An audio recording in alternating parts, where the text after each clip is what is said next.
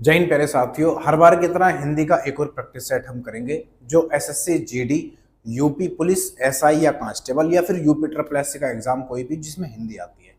हिंदी का पहला ही सवाल मैंने यहाँ पर रखा है, देखना क्या कह रहा है दोस्त। पहले सवाल में प्रैक्टिस करना ज्यादा जरूरी होता है, आप जानते हो, क्योंकि नंबरों को बढ़ाने का एकमात्र तरीका और सॉल्यूशन जो है वो एक रिवीजन करना और दूसरा प्रैक्टिस करना। सवालों को किस तरीके से पूछा जा रहा है, क्या हम उसका जवाब दे रहे हैं, कितने समय में दे रहे हैं, ये सारी चीजें बहुत इंपॉर्टेंट होती हैं जिस पर हमारा ध्यान बहुत कम जाता है। पहले ही सवाल हमसे कह रहा है कि सर्वनाम कितने प्रकार के होते हैं। सर्वनाम कितने प्रकार के होते हैं, हमसे क्या पूछ रहा है? मूल सर्वनाम नहीं पूछे। अगर वो मूल सर्वनाम पूछता तो हम अलग जवाब देते, लेकिन अब पूछा है कि सर्वनाम के कितने प्रकार होते हैं, यानी कि भेद होते हैं। तो आप कह दोगे मूल सर्वनाम के जो टोटल भेद होते हैं वो 6 हो जाते हैं। कौन कौन से हो जाते हैं मैं यहाँ पर आपसे पूछना चाहूंगा। तो पहला तो हो जाता है निश्चयवाचक। निश्चयवाचक, बोले ठीक है, निश्चयवाचक हो जाता है। दूसरा बन जाता है अनिश्चयवाचक। अनिश्चयवाचक हो जाता है। कभी कभी इसमें यह पूछ लेता है कि निम्न में से कौन सा सर्वनाम का भेद नहीं है, इसलिए लिखना जरूरी है। और तीसरा बन जाता है, तीसरा बनता है इसमें निजवाचक। निजवाचक, निजवाचक तीसरा बन जाता है। चौथा बन जाता है प्रश्नवाचक।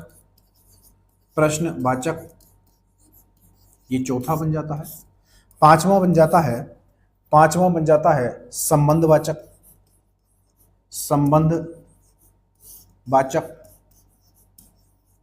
और छठा बन जाता है पुरुषवाचक। पुरुषवाचक। अब इस पुरुषवाचक के भी 3 भेद होते हैं। एक होता है उत्तम पुरुष, दूसरा हो जाता है मध्य पुरुष और तीसरा बन जाता है अन्य पुरुष। पहला इसमें बात करूंगा तो पहला बन जाता है उत्तम पुरुष। उत्तम पुरुष। और दूसरा बन जाता है, पुरुष लगाने ना अपने आप, दूसरा बन जाता है मध्यम पुरुष और तीसरा बन जाता है इसमें अन्य पुरुष। ठीक है भाई, अन्य पुरुष में यह वह जो किसी का नाम, ये सब चीजें आ जाती है। तो ये सारे के सारे भेद इसके होते हैं 6। लेकिन अगर हमसे यहां पर यह पूछा गया होता कि मूल सर्वनाम कितने होते हैं, मूल सर्वनाम, मूल सर्वनाम कितने होते हैं, तो आप कह देते 11 हो जाते हैं। कौन कौन से? मैं, तू, आप, मैं, तू, आप, यह वह जो, यह वह जो, यह वह जो, सो कौन क्या, सो कौन, सो कौन क्या, कुछ कोई, कुछ कोई। ठीक है भाई, ये सारे के सारे कितने हो जाते हैं? ये 11 हो जाते हैं कुल मिलाकर। 1 2 3 4 5 6 7 8 9 10 11। अगर हमसे ये पूछा जाएगा कि मूल सर्वनाम कितने होते हैं, तो 11 हो जाते हैं। सर्वनाम कितने प्रकार के होते हैं, तो 6 प्रकार के होते हैं। 6 के 6 ये हैं और 11 के 11 ये है। कुछ भी आपसे पूछा जा सकता है, जरूरी नहीं कि नॉर्मल सवाल आपसे पूछा जाए, लेकिन हमसे यहां पर पूछा गया प्रकार, तो ऑप्शन नंबर 20 का बिल्कुल सही है। 6 प्रकार हो जाते हैं। अगले पर आते हैं, सवाल नंबर अगला, ये रहा मेरे लल्ला। देखना क्या कह रहा है, थोड़ा तवज्जो के साथ किया करो सवालों को, ज्यादा बेहतर होता है। इसमें कह रहा है समुद्रगुप्त भारत का नेपोलियन था। यहां नेपोलियन किस प्रकार की संज्ञा का उदाहरण है? ये कहना चाह रहे हैं, जो नेपोलियन यहां पर कहा जा रहा है कि समुद्रगुप्त जो है वो भारत का नेपोलियन है। भारत का कौन है? नेपोलियन है समुद्रगुप्त। तो कह रहे हैं कि जो नेपोलियन है ना, ये किस प्रकार की संज्ञा का उदाहरण है? आप जानते हो उत्पत्ति के आधार पर संज्ञाएं 5 प्रकार की होती हैं, लेकिन अगर सिर्फ ये पूछा जाता अर्थ के आधार पर संज्ञाएं कितनी होती हैं, तो 3 प्रकार की हो जाती हैं। व्यक्तिवाचक, जातिवाचक और भाववाचक। जातिवाचक को तोड़ के 2 और बन जाती हैं, एक समूहवाचक और एक द्रव्यवाचक। ये इस तरीके से 5 हो जाती है। अब पूछ रहा है कि नेपोलियन जो है, जो समुद्रगुप्त है वो भारत का नेपोलियन था, तो ये नेपोलियन किस संख्या को दर्शाता है? आप सीधे से जानते हो कि जब किसी जाति की बात की जाती है, किसी जाति की बात की जाती है कि पूरी संपूर्णता को या पूरे भाव को वो दर्शाता है, तो वो शब्द कायम आता है जातिवाचक में।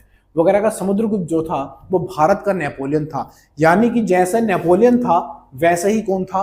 समुद्रगुप्त था। तो समुद्रगुप्त की तुलना किससे की जा रही है? बोले नेपोलियन से की जा रही है। तो संपूर्ण चीज जब किसी का भाव दर्शाती है तो वहां पर क्या आता है? जातिवाचक आ जाता है। जैसे एक सवाल मैं आपसे अगर बोलूं, जैसे भारत को आज भी जयचंदों से खतरा है, मतलब जयचंद से नहीं, जयचंद जैसे लोगों से, वो उसके भाव को दर्शा रहा है, तो वहां पर भी क्या लगेगा? जातिवाचक। ऑप्शन नंबर 20 का बिल्कुल सही उत्तर है। अगले पर आते हैं, क्या कह रहा है देखना इसमें। इसमें कहा जा रहा है दोस्त हमसे, यह दृश्य बहुत सुंदर है, में बहुत सुंदर में कौन सा विशेषण है? बहुत सुंदर में कौन सा विशेषण है? ये बहुत सुंदर है और इस बहुत सुंदर में हमसे विशेषण पूछ रहा है कौन सा है। देखो, जब अगर नॉर्मल किसी की तारीफ की जाती है, जैसे मैं कहूं यहां पर दक्ष, जैसे मैं यहां पर कह दूं दक्ष अच्छा लड़का है, दक्ष अच्छा लड़का, दक्ष अच्छा लड़का है, ये मैंने नॉर्मल बात रखी। आप जानते हो जब किसी संज्ञा या सर्वनाम की कोई शब्द विशेषता बता रहा होता है तो उसको हम कहते हैं विशेषण। तो यहां पर क्या है? ये एक संज्ञा है, आप जानते हो ये एक संज्ञा है और इस संज्ञा की विशेषता क्या है? अच्छा होना। और ये अच्छा क्या बनेगा? तो आप कहोगे ये बनेगा विशेषण। क्या बनेगा दोस्त? ये विशेषण बनेगा। और ये जो संज्ञा है, ये संज्ञा जब इसकी विशेषता बता दी गई है तो ये बन जाएगी विशेष्य। क्या बनेगी दोस्त? बोले ये बनेगी विशेष्य। अब ये विशेष्य बन चुकी है, हमसे पूछ रहा है बहुत सुंदर, इसी के आधार पर बताऊंगा। तो दक्ष अच्छा लड़का है, तो इसकी तारीफ की गई है लड़के की। लड़का क्या है? संज्ञा है। और संज्ञा जब किसी संज्ञा की या सर्वनाम की विशेषता बता दी जाती है, उसकी विशेषता अच्छा होना है, तो वो विशेषण बन जाता है और वो संज्ञा क्या बन जाती है? विशेष्य बन जाती है। अब मैं यहां पर लिख देता हूं दक्ष बहुत अच्छा लड़का है, यहां पर लिख देता हूं दक्ष, बात वही है, दक्ष बहुत, यानी कि अब मैं इस जो अच्छा है ना, इस अच्छे की भी विशेषता बता रहा हूं कैसा है ना? बहुत अच्छा, बहुत अच्छा लड़का है। ठीक है भाई। अब आप यहां पर देखोगे ये संज्ञा है ना, और इसकी विशेषता बता दी किसने? इसकी विशेषता बताई है इसने, यानी अच्छा ने बताई है। और ये अच्छा यहां पर क्या बनेगा? आप कहोगे ये बनेगा विशेषण। ठीक है भाई, ये बनेगा विशेषण। अब इस विशेषण की विशेषता किसने बताई है? तो आप कहोगे बहुत ने बताई है। अब जब किसी विशेषण की कोई शब्द विशेषता बता रहा होता है तो उसको बोलते हैं फिर विशेषण। उसको क्या बोलते हैं? उसको बोलते हैं फिर विशेषण। क्या बोलते हैं दोस्त? फिर विशेषण। उसी तरीके से ये भी है, यह दृश्य बहुत सुंदर है। यहां पर आप देखोगे सुंदर क्या है? तो आप कहोगे ये दृश्य है, ये क्या है? सुंदर है। अब ये जो सुंदर है ये इस दृश्य की यानी संज्ञा है और इसकी विशेषता कौन बता रहा है? सुंदर। और इस सुंदर की भी विशेषता कौन बता रहा है? बहुत बता रहा है। तो ये हमसे कह रहा है कि ये जो हिस्सा है इतना, ये क्या है? तो आप जान चुके हो, इतना हिस्सा बन जाता है फिर विशेषण। इतना हिस्सा बन जाता है फिर विशेषण। ऑप्शन नंबर आपको मिल गया होगा, डी इसका बिल्कुल सही उत्तर है, फिर विशेषण। तो यहां पर जो लिखा हुआ है बहुत सुंदर, तो बहुत सुंदर क्या बन जाएगा? फिर विशेषण बन जाएगा। ठीक है ना भाई। आगे चलते हैं, सवाल नंबर अगला ये रहा मेरे लल्ला। उम्मीद करता हूं बढ़िया से आपके दिमाग में बैठ गया होगा। अब आप गलती कभी नहीं करोगे ऐसे सवालों में खासकर। अगला सवाल आपके सामने है, देखना क्या कह रहा है। ये कह रहा है आसमान का रंग नीला है, आसमान का रंग नीला है, विशेष से पहचानिए। बहुत आसान है, अभी मैं आपको सिखा के आया हूं, अभी मैं आपको सिखा के आया हूं। बोले क्या सिखा आया हूं? कि जब किसी सर्वनाम संज्ञा या सर्वनाम की कोई शब्द विशेषता बताता है तो उसको हम क्या बोलते हैं? बोले विशेषण बोलते हैं। और जब विशेषण बोलते हैं तो जिस संज्ञा की या सर्वनाम की विशेषता बताई गई है वो विशेष्य बन जाता है। जैसे यहाँ पर आसमान का रंग नीला है, अब यहाँ पर जो आसमान है ये क्या है? ये संज्ञा है ना? आसमान का रंग, अब रंग कैसा है? बोले नीला है। आसमान का रंग कैसा है? नीला है। तो इस आसमान की विशेषता क्या बताई जा रही है? तो कह दोगे कि नीला बताई जा रही है। तो ये क्या बनेगा? ये विशेषण बन जाएगा, ये बनेगा विशेषण, ये विशेषण बन जाएगा। अब ये विशेषण किसकी विशेषता बता रहा है? आसमान की। जो आसमान यहाँ पर क्या है? बोले संज्ञा है। यहाँ पर ये क्या है? ये संज्ञा है। और मैंने कहा था जब किसी संज्ञा की विशेषता बता दी जाती है तो यही संज्ञा बाद में क्या बन जाती है? विशेष्य बन जाती है। क्या बनती है दोस्त? विशेष्य बन जाती है। तो आपको जवाब मिल गया होगा। तो आप कह दोगे यहाँ पर जो विशेष्य है वो क्या बन जाएगा? आसमान। आसमान यहाँ पर क्या है मेरे दोस्त? विशेष्य बन जाएगा। कोई दिक्कत नहीं होनी चाहिए। अगले पर आते हैं। सवाल नंबर अगला, ये रहा मेरे लल्ला। क्या कह रहा दोस्त इसमें, निम्नलिखित में से कौन सा विराम चिन्ह का प्रकार नहीं है। निम्न में से कौन सा विराम चिन्ह का प्रकार नहीं है। आप जानते हो टोटल विराम चिन्ह कितने होते हैं, बोले 20 हो जाते हैं। कामता प्रसाद गुरुजी कहते हैं कि इसमें जितने भी विराम चिन्ह लिए गए हैं वो सब के सब अंग्रेजी से हैं, बस एक को छोड़कर। बोले कौन सा, वो है पूर्ण विराम। ठीक है, अब हमसे कह रहा है कि इनमें से विराम चिन्ह का प्रकार नहीं है, कौन सा नहीं है। तो आप जानते हो निर्देशक होता है, बोले हाँ होता है। कैसा होता है, ऐसे डैश लगा दिया, ये निर्देशक होता है। लाघव कैसा होता है, तो लाघव हो जाता है इस तरह से, हल्का सा जीरो बन जाता है, ये लाघव होता है। उपदेशक और विवरण, विवरण जो होता है इस तरीके से विवरण बन जाता है, ये विवरण का चिन्ह है। लेकिन उपदेशक नहीं होता, उपदेशक होता है उपदेश देने वाला व्यक्ति, उपदेश जो देता है उसको बोलते हैं उपदेशक। तो ये हमारा क्या है मेरे दोस्त, आंसर बनेगा। ये किसी भी विराम चिन्ह का प्रकार नहीं है। जितने भी अपने पास 20 विराम चिन्ह है उनमें से ये नहीं है, एक कोई सा भी नहीं है। तो मैं 2-4 यहां पर लिखना चाहूंगा। जैसे मैं आपसे जानना चाहूंगा पूर्ण विराम, पूर्ण विराम, पूर्ण विराम बताओ किस तरीके से होता है, पूर्ण विराम किस तरीके से होता है, ये मैं आपसे जानना चाहूंगा। और मैं उपविराम, उपविराम आपसे जानना चाहूंगा, उपविराम किस तरीके से होता है, ये भी चीज मैं आपसे जानना चाहूंगा। ठीक है भाई, उपविराम। और मैं जानना चाहूंगा अर्धविराम, अर्धविराम किस तरीके से बनता है, अर्धविराम किस तरीके से बनता है, ये भी मैं आपसे जानना चाहूंगा। और दूसरा एक और जानना चाहूंगा, बताओ फिर काक पद किसको कहते हैं, काक पद किसको कहते हैं, या इसी का एक दूसरा नाम होता है त्रुटि, त्रुटि पूरक, त्रुटि पूरक चिन्ह किसको कहते हैं, इसी का होता है त्रुटि पूरक चिन्ह, इसका दूसरा नाम होता है, या इसको काक पद भी कहते हैं। तो पूर्ण विराम क्या होता है, पूर्ण विराम होता है इस तरीके से एक डंडा। उपविराम, उपविराम होता है 2 बिंदियां, इस तरीके से 2 बिंदियां लग जाती हैं, इसको उपविराम बोलते हैं। अर्धविराम होता है इस तरीके से एक बिंदी होती है और फिर कोमा होता है, इस तरीके से बिंदी और फिर कोमा, ये होता है हमारा क्या, अर्धविराम। और काकपद किसको बोलते हैं, ये इस तरीके से काकपद होता है। इसका मतलब क्या होता है, जब कोई सेंटेंस जब हम लिखते हैं और लिखते लिखते कोई शब्द छूट जाता है, हमें पता नहीं चलता छूट जाता है, तो उस छूटे हुए शब्द को दर्शाने के लिए त्रुटि पूरक शब्द यानी कि चिन्ह का प्रयोग करते हैं, या फिर इसी को हम काकपद भी बोलते हैं। कोई दिक्कत नहीं होनी चाहिए। तो आंसर क्या बनेगा, बोले ऑप्शन नंबर सी इसका बिल्कुल सही है। उपदेशक कोई चिन्ह नहीं होता, उपदेशक होता है उपदेश देने वाला। अगले पर आ जाते हैं, देखना दोस्त क्या कह रहा है इसमें। ये कह रहे हैं अब पढ़कर क्या होगा, अब पढ़कर क्या होगा, इस वाक्य में कौन सी क्रिया है, इस वाक्य में कौन सी क्रिया है। तो हमसे क्या पूछ रहा है, क्रिया पूछ रहा है कि इस वाक्य में कौन सी क्रिया है। अब पढ़कर क्या होगा, जब भी किसी क्रिया में कर लग जाता है तो वो पूर्वकालिक क्रिया बन जाती है। आप जानते हो वो पूर्वकालिक क्रिया बन जाती है। ऑप्शन नंबर सी इसका बिल्कुल सही है। जैसे वह नहाकर सो गया, जैसे मैं यहां पर लिख दूं एक सेंटेंस इसी की तरह, वह नहाकर सो गया, सो गया, मैंने लिखा यहां पर वह नहाकर सो गया। अभी वो नहाकर सो गया ना, तो पहले नहाया है फिर सो गया, तो ये वाली जो क्रिया होती है, ये वाली, इसी को हम बोलते हैं पूर्वकालिक क्रिया, जिसमें कर लगा हुआ होता है। जिस क्रिया में कर लग जाता है वही क्रिया हमारी पूर्वकालिक क्रिया बन जाती है। तो यहाँ पर ये जो क्रिया है वह पढ़कर सो गया, ये पूर्वकालिक क्रिया है। प्रेरणार्थक आप जानते हो, प्रेरणार्थक क्या होती है, तो प्रेरणार्थक क्रिया वो होती है जो क्रिया स्वयं से न कराकर किसी दूसरे से कराई जाती है। जैसे मैं यहां पर लिखना चाहूंगा कि विकास ने, जैसे मैं लिखा यहां पर, विकास ने राम से पत्र लिखवाया। ठीक है भाई, ये क्रिया स्वयं न करके, विकास क्रिया स्वयं न करके किससे करा रहा है, राम से करवा रहा है। जब कोई काम स्वयं न करके किसी दूसरे से कराया जाता है तो वहां पर कौन सी क्रिया होती है, प्रेरणार्थक क्रिया होती है। और ये क्रियाएं 2 प्रकार की होती हैं, ये 2 प्रकार की होती है, एक आना और एक बाना। ये ज्यादा डिटेल में हो जाएगा, अभी इतना टाइम नहीं है ना, लंबी क्लास हो जाती है।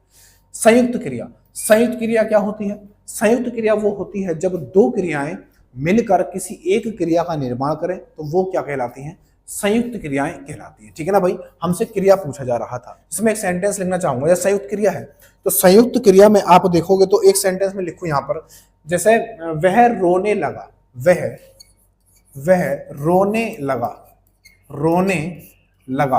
अब यहां पर दो क्रियाएं आपको दिखाई देंगी, एक तो रोना और लगा, ये दोनों मिलकर क्या बनेंगी, संयुक्त क्रिया कहलाएंगी।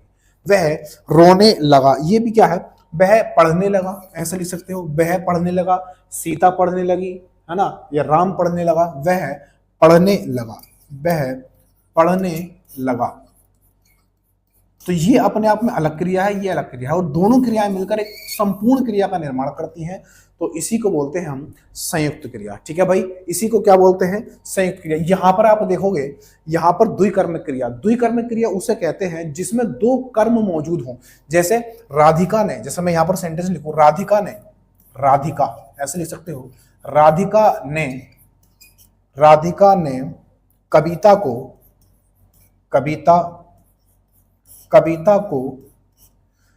अंग्रेजी पढ़ाई। अब यहां पर देखो दो कर्म है, बोले कौन कौन से, एक तो ये बन जाता है ये वाला कर्म कविता क्या है, यहां पर कर्म है ना, और यहां पर ये जो अंग्रेजी है एक सब्जेक्ट है, यानी ये भी कर्म है, सॉरी ऑब्जेक्ट है, और ये भी क्या है, एक कर्म है। जब दो कर्म मिलकर एक संपूर्ण कर्म का निर्माण करते हैं तो उसी को बोलते हैं द्विकर्मक क्रिया। इसमें दो कर्म मौजूद हैं, राधिका ने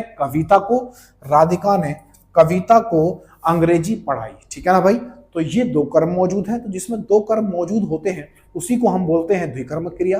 पूर्वकालिक क्रिया का एग्जाम्पल यहाँ पर है, और संयुक्त क्रिया का एग्जाम्पल वह रोने लगा, वह पढ़ने लगा, और प्रेरणार्थक क्रिया का जो एग्जाम्पल है, विकास ने राम से पत्र लिखवाया। जब काम स्वयं ना करके किसी दूसरे से करवाया जाता है तो उसी को हम क्या बोलते हैं, उसी को दोस्त मेरे प्रेरणार्थक क्रिया बोलते हैं। ठीक है ना भाई, अगले पर आते हैं। सवाल नंबर अगला ये रहा मेरे लल्ला, क्या कह रहा है देखना, इसमें कहा जा रहा है हमसे,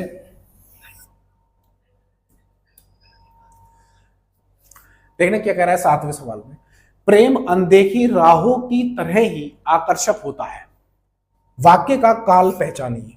काल पहचानने की सबसे बढ़िया विधि यह है कि आप ये देखो कि क्रिया कैसे हो रही है। अगर क्रिया नॉर्मल है और वर्तमान काल में हो रही है तो आप समझ जाना कि वर्तमान काल का एग्जाम्पल है। जैसे यहां पर प्रेम अनदेखी राहों की तरह ही आकर्षक होता है, यहां पर आपको क्या मिला, होता है। जहां भी आपको मिला होता है, होती है, होते हैं, यानी कहने का मतलब ये है ता है, ती है, जहां पर मिला आपको मिल जाए वो कैसा काल बन जाता है, कैसा वाक्य बनता है, तो आप कहोगे सामान्य वर्तमान काल बन जाता है। कैसा बनता है, सामान्य वर्तमान काल बनता है, और वो सिंपल सेंटेंस होते हैं। ठीक है भाई, अगले पर आते हैं। सवाल नंबर अगला ये रहा मेरे, देखने क्या कह रहा है इसमें, कुर्सी पर मास्टर जी बैठे हैं। इस वाक्य में कुर्सी शब्द किस कारक में है, आप जानते हो कारक हमारे टोटल 8 हो जाते हैं। कितने, 8 कारक होते हैं। कर्ता ने कर्म को करण से संप्रदान के लिए आपादान से संबंध काकी के अधिकरण संबोधन, ये टोटल हमारे 8 कारक होते हैं। और मैंने आपको सिखाया था कि जहां पर भी आपको कर्म के साथ कोई विभक्ति पर मिल जाती है, यानी कि कौन कौन सी, मैं पर ऊपर, कौन कौन सी, मैं पर ऊपर, या फिर आप कह सकते हो भीतर, ये अगर आपको मिल जाते हैं, या फिर आप यहां पर समय का बोध भी हो जाता है, समय भी मिलता है जो अनिश्चित होता है, पता नहीं होता कौन सा समय है। तो ये सब विभक्तियां किसमें आती हैं, तो आप कहोगे ये सब विभक्तियां आती हैं अधिकरण में। ऑप्शन नंबर डी इसका बिल्कुल सही है ना। अब में जैसे यहां पर है, कर्ता ने कर्म को करण से, ये माध्यम का काम करता है, से यहां पर किसका काम करता है, बोले माध्यम का काम करता है, बोले ठीक है। यहां पर संप्रदान ये के लिए होता है, इसके लिए ये के लिए होता है। और यहां पर संबंध काकी के, का की के, रा रे रे, ये भी आ जाता है इसमें। और अधिकरण आता है मैं पर ऊपर, क्या आता है, मैं पर ऊपर। जैसे एग्जांपल लूं मैं यहां पर, जैसे मैं 5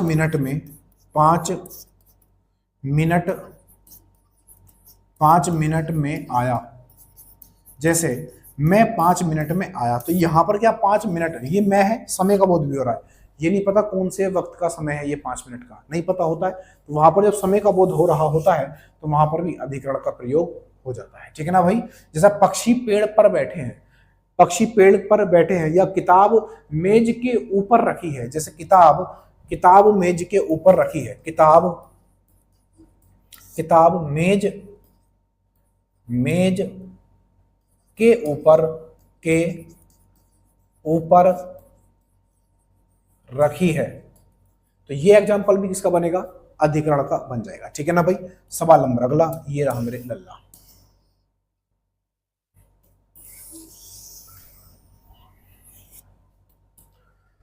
ठठेरा शब्द का लिंग परिवर्तन कीजिए। ठठेरा शब्द का लिंग परिवर्तन कीजिए। तो आप बनोगे, क्या बनाओगे, ठठेरिन। क्या बनेगा, ठठेरिन। ऑप्शन नंबर ए इसका बिल्कुल सही है, ठठेरिन बनेगा।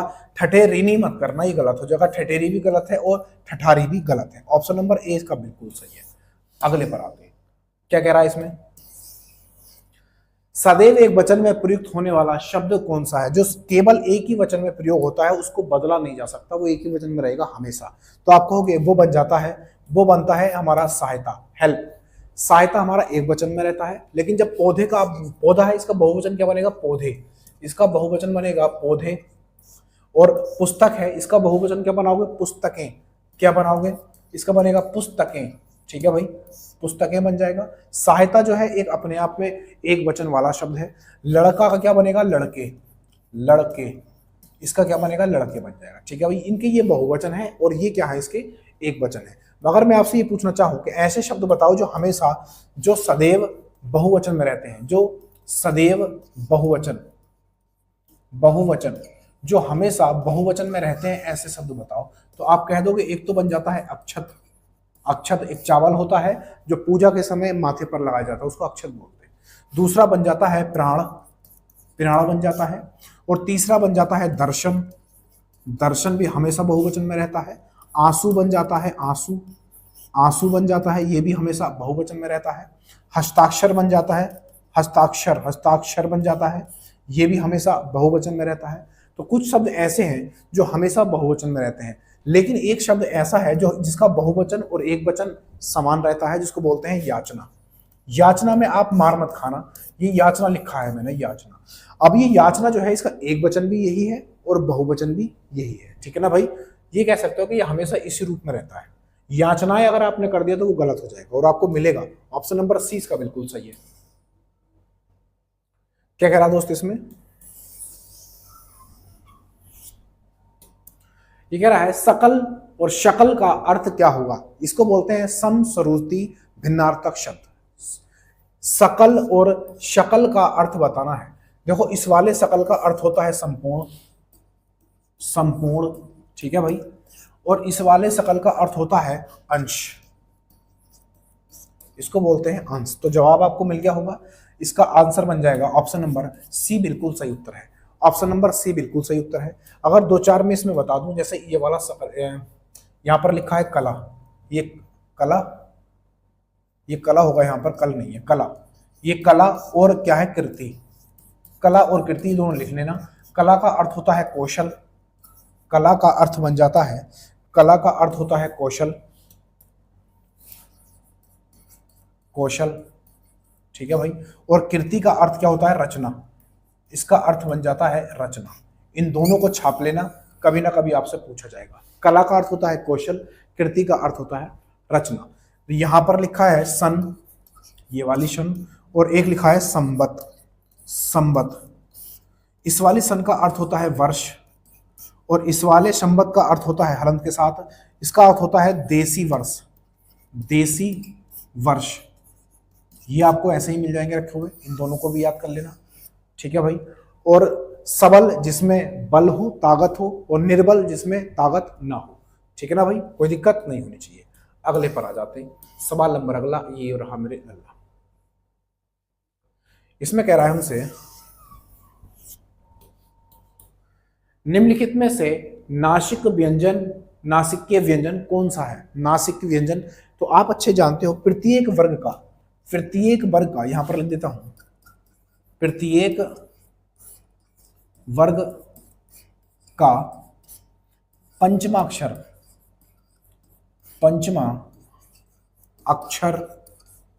नासिक्य होता है। नासिक्य होता है। पंचम अक्षर के मतलब है कै, खे, गे, गे, अणे, च, छ, जय, जय, वे, ये सब। तो कौन कौन से आ जाते हैं इसमें? अणे आता है, वे आ जाता है, अणे आ जाता है, और ने आ जाता है, और मैं आ जाता है। ये पांचवा अक्षर है हर वर्ग का, पांचवा अक्षर। तो ये सब के सब क्या है? ये सब के सब आप देखोगे नासिक्य हैं। कैसे नासिक्य? ऑप्शन नंबर 20 का बिल्कुल सही है। ऑप्शन नंबर बी, वे क्या है? एक पंचमा अक्षर है, ये आप अच्छे से जानते हो। अगले पर आते हैं, सवाल नंबर अगला ये रहा मेरे अल्लाह। आपने बड़माला पढ़ी होगी ना, बड़माला, तो वहां पर सिखाया जाता है कि प्रत्येक वर्ग क्या होता है। कै, खे, गे, गे, ये क्या वर्ग है। इसके बाद का चट तब आप याद रख लो, आप सब आ जाएगा आपको याद। इसमें कह रहा है निम्नलिखित में से एक की वर्तनी अशुद्ध है। इसमें से एक की वर्तनी ऐसी है जो अशुद्ध है। जैसे मैं यहाँ पर जानना चाहूंगा कौन सी होगी, तो आप कहोगे देखो शुश्रूषा, शुश्रूषा, वेशभूषा और मनीषा। मनीषा बिल्कुल सही है, वेशभूषा बिल्कुल सही है, शुश्रूषा बिल्कुल सही है। ऑप्शन नंबर ए इसका आंसर है, क्योंकि बड़ा स होता है इसमें, छोटा वाला नहीं होता। सवाल नंबर अगला ये रहा मेरे लल्ला। क्या कह रहा है इसमें? समानार्थी शब्द का चयन कीजिए। समानार्थी शब्द का चयन कीजिए। क्या रहेगा? संविदा को क्या कहते हैं? तो संविदा को ठेका कहते हैं। ऑप्शन नंबर सी बिल्कुल सही है। संविदा को वादा नहीं कहते, झगड़ा भी नहीं कहते, बातचीत भी नहीं कहते, क्या कहते हैं? ठेका कहते हैं। संविदा पर रखा गया है, संविदा पे मतलब ठेका होता है, 3 साल का, 2 साल का, कब तक आप रहोगे, उसके बाद आपको परमानेंट कर दिया जाएगा, तो वो अलग बात है। क्या कह रहा है इसमें? चौकी का तत्सम शब्द क्या है? चौकी का तत्सम पूछा है। तत्सम क्या होते हैं? जो संस्कृत से ज्यों के त्यों उठ के आते हैं, उन्हीं को हम क्या बोलते हैं? उन्हीं को हम बोलते हैं चौकी, तत्सम शब्द। तो चौकी का बनेगा चतुष्पादिका। क्या बनेगा? चतुष्पादिका। ऑप्शन नंबर सी बिल्कुल सही है। ऑप्शन नंबर सी बिल्कुल सही है। 2-4 मैं आपसे पूछना चाहूंगा। जैसे यहां पर मैं आपसे पूछना चाहूँ तत्सम बताना, क्या बनेगा? तद्भव लिखूंगा और तत्सम आप बताओगे। मैं यहां पर लिख रहा हूं तद्भव और आपको बताना है तत्सम। तत्सम आपको बताना है। जैसे मैं यहां पर पहले लिखूंगा, मैं लिखा यहां पर आंचल। आंचल बताओ, ये आंचल है और इस आंचल का तत्सम क्या बनेगा? दूसरा मैं लिखता हूं यहां पर अटारी। अटारी, अटारी का बताओ तत्सम क्या बनेगा? तीसरा लिखता हूं मैं अंगीठी। अंगीठी, अंगीठी का बताओ क्या बनेगा तत्सम? या फिर एक लिखता हूं मैं अचरज। अचरज बताओ क्या बनेगा? तो आप कहोगे आंचल है ना, तो ये बिंदी हटा दो यहां से, चंद्र बिंदी होना, आंचल बन जाएगा। आंचल, आंचल का जो तत्सम बनेगा वो बनेगा आंचल। ठीक है भाई, आंचल बनेगा, आंचल नहीं बनेगा। अटारी है तो अटारी का बनेगा अष्टालिका। क्या बनेगा? अष्टालिका। ठीक है भाई, अट्टालिका, अट्टालिका बन जाएगा। डबल टे इसमें, आधा टे और पूरा टे आता है इसमें, अट्टालिका। अंगीठी का बनेगा अग्निष्ठिका। अग्निष्ठिका क्या बनेगा दोस्त? अग्निष्ठिका बन जाएगा। अग्निष्ठिका, अग्निष्ठिका बन जाएगा। और अचरज का बनेगा आश्चर्य। आश्चर्य, आश्चर्य, ये बन जाएगा। तो ये कुछ शब्द थे जो मैंने आपके सामने लिखे, ये आपको पते होने चाहिए, ये आपको पते होने चाहिए। ठीक है भाई, ऑप्शन नंबर इसका सी बिल्कुल सही है, चतुष्पादिका। ठीक है ना भाई। अगले पर आते हैं, सवाल नंबर अगला ये रहा मेरे लल्ला। क्या कह रहा है इसमें? घोटक का सही तद्भव शब्द बताइए। घोटक का तद्भव, तद्भव क्या होते हैं? जो हिंदी वाले शब्द होते हैं, जो हिंदी वाले शब्द होते हैं उन्हीं को हम क्या बोलते हैं? तद्भव। तो घोटक क्या बनेगा? बोले घोड़ा बनेगा। घोड़ा, ऑप्शन नंबर 20 का बिल्कुल सही है, घोड़ा बन जाएगा। अगले पर आते हैं, सवाल नंबर अगला ये रहा मेरे लल्ला। क्या कह रहा है इसमें? ये कह रहा है जल प्राण पुत्र। जल प्राण पुत्र किस शब्द के अनेकार्थी शब्द है? जल प्राण पुत्र किस शब्द के अनेकार्थी हैं? तो आप कह दोगे ये बन जाते हैं जीवन के। किसके दोस्त? ये बन जाते हैं जीवन के। ऑप्शन नंबर डी इसका बिल्कुल सही है। तो जीवन को आप जल कह सकते हो, प्राण कह सकते हो, पुत्र कह सकते हो, और क्या कह सकते हो उसको? और भी कुछ कह सकते हो क्या? बोले हाँ, इसको हम जिंदगी भी बोल सकते हैं। क्या दोस्त? जिंदगी। अगर आपको जिंदगी मिलेगा तब भी ये सही माना जाएगा। तो जल प्राण पुत्र, जल प्राण पुत्र, और इसके साथ इसको जोड़ दोगे, जिंदगी को भी जोड़ दोगे। ठीक है भाई, जीवन तो यहाँ पर लिखा हुआ ही है। लेकिन अगर मैं यहाँ पर देखूं सार, सार को हम क्या क्या बोल सकते हैं? सार होता है किसी चीज का सार, निष्कर्ष, उसको हम क्या क्या बोल सकते हैं? तो सार को हम बोल सकते हैं, जैसे तत्व बोल सकते हैं, तत्व ये लिख लेना, पूछा जा सकता है, तत्व, तत्व बोल सकते हैं। और निष्कर्ष बोल सकते हैं, कहते हैं किसी चीज का निष्कर्ष निकाल दिया, सार निकाल दिया, निष्कर्ष, निष्कर्ष बोल सकते हैं। बोले ठीक है। और इसको हम रस बोल सकते हैं, किसी चीज का रस या निचोड़ बोल सकते हो। इसको रस की जगह रसा भी बोल सकते हो, रसा भी बोल सकते हो। और इसको आप लाभ बोल सकते हो, लाभ भी बोल सकते हो। और इसको धैर्य भी बोल सकते हो। ठीक है भाई, धैर्य। तो ये क्या है, ये सार के क्या है, ये एक जैसे हो जाते हैं। जब सार है तो किस चीज का सार निकालना यानी तत्व, निष्कर्ष निकालना, रस निकालना, या उसको रसा भी बोल सकते हो, है ना, लाभ होना, या फिर धैर्य बनाकर रखना, ये सब क्या बन जाते हैं, ये सार के अनेकार्थी शब्द बन जाते हैं। अगले में क्या कह रहे हैं?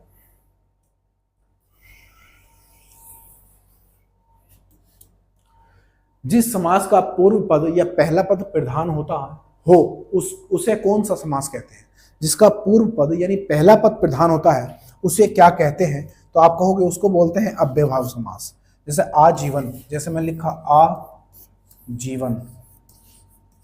ठीक है भाई, तो यहां पर ये जो पूर्व पद है, पहला पद है, इसी को हम बोलते हैं प्रधान बोलते हैं। तो जिस शब्द का पहला पद प्रधान होता है वो क्या होता है? अव्ययभाव समास होता है। और जिसके दोनों पद प्रधान होते हैं, दोनों पद प्रधान होते हैं, दोनों पद कैसे हों? प्रधान, दोनों पद प्रधान हों उसी हम बोलते हैं द्वंद्व समास। और जिसका कोई पद प्रधान ना हो उसको बोलते हैं बहुब्री समास। क्या बोलते हैं? बहुब्री। ऑप्शन नंबर इसका सी बिल्कुल सही है। अगले पर आते हैं। घुटने टेकना मुहावरे का अर्थ क्या है? घुटने टेकना मुहावरे का अर्थ क्या है? घुटने में दर्द होना? नहीं भाई। दुखी होना? नहीं भाई। हार मान लेना, विजय प्राप्त करना। ऑप्शन नंबर सी बिल्कुल सही है, हार मान लेना।